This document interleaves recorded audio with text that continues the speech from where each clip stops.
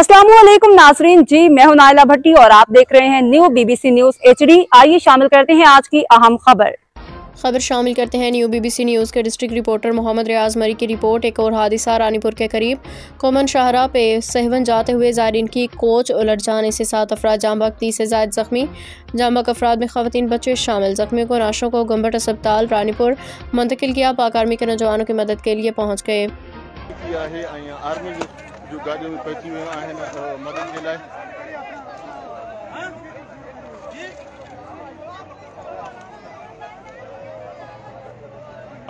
काफ़ी माण्हू हिन बस जे हेठां फाथल आहिनि।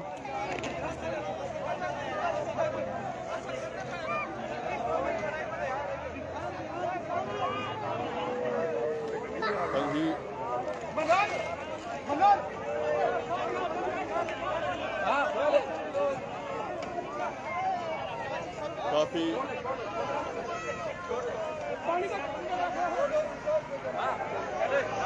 के लाइव मंज़र ॾेखारियूं पिया। पाकिस्तान आर्मी जा माण्हू हिते पहुतल आहिनि ऐं ही आहिनि कलंदर लाल शहबाज जा ऐं ओॾां ई वञनि पिया।